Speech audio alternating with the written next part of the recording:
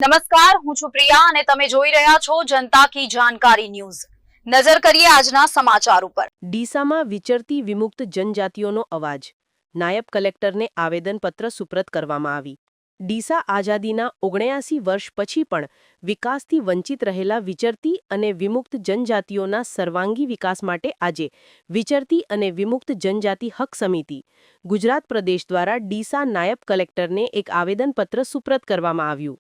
આ આવેદનપત્રમાં સમાજના 40 જેટલા સમુદાયો જેમાં ચુવાડિયા કોળી, દેવી પૂજક, રાવળદેવ યોગી, બાવા વૈરાગી, વણઝારા, ઓડ, લુહાર, ચારણ ગઢવી અને વાદી જેવી જાતિઓનો સમાવેશ થાય છે તેમના હક, ન્યાય અને સન્માન માટે વિવિધ માંગણીઓ રજૂ કરવામાં આવી હતી। સમિતિના આગેવાનોએ જણાવ્યું કે સરકાર દ્વારા કેટલીક વિચરતી જાતિઓ જેવી કે તુરી, ગારુડી અને ગરોડાનો સમાવેશ અનુસૂચિત જાતિ એસસીમાં કરવામાં આવ્યો છે, જ્યારે કોટવાડિયા, પારધી, કાથોડી એટલે કે કતકરી અને વિટોડિયાનો સમાવેશ અનુસૂચિત જનજાતિ એસટીમાં કરવામાં આવ્યો છે।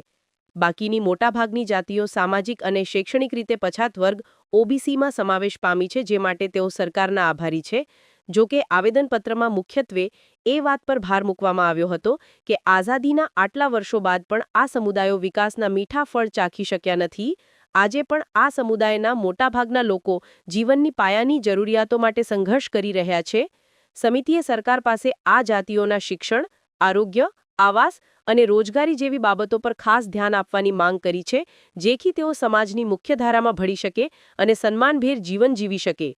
રિપોર્ટ ભરત ઠક્કર, ડીસા, બનાસકાંઠા।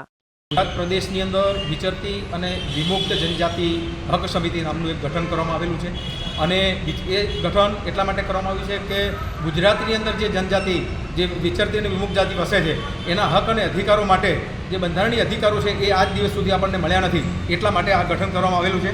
આજે 25/9ના રોજ આવેદનપત્ર આપી અને ગુજરાત સરકારને અને આખા પૂરા ગુજરાતની અંદર મામલતદારશ્રી, કલેક્ટરશ્રી અને એસડીએમમાં આ અમારી માગણીઓનું આવેદનપત્ર આપીને અમે અમારી માગણીઓ નામદાર સરકાર સમક્ષ મૂકી છે।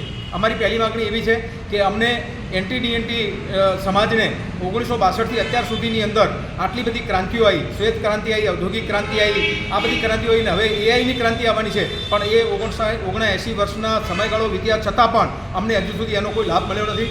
અત્યારે બીજા સદ્ધર સમાજો, મોટા સમાજો, એ સમાજો અત્યારે 75 વર્ષના આ આઝાદીના મીઠા ફળ ચાખી રહ્યા છે, જ્યારે અમે બિલકુલ તમામ હકોથી વંચિત છીએ। એટલે અમે સરકારને વિનંતી કરીએ છીએ કે અમને 11% અનામત આપવામાં આવે। એમાં છેલ્લે રોહિણી કમિશન દ્વારા જે સરકારશ્રીને ભલામણ કરવામાં આવી છે અને એની અંદર ઓબીસીનું વર્ગીકરણ કરવા માટેની જે વાત છે, તો એ ઓબીસીનું વર્ગીકરણ કરવામાં આવે તો અમારા જે એનટીડીએનટીના સમાજના જે લોકો છે એમને 11% અનામત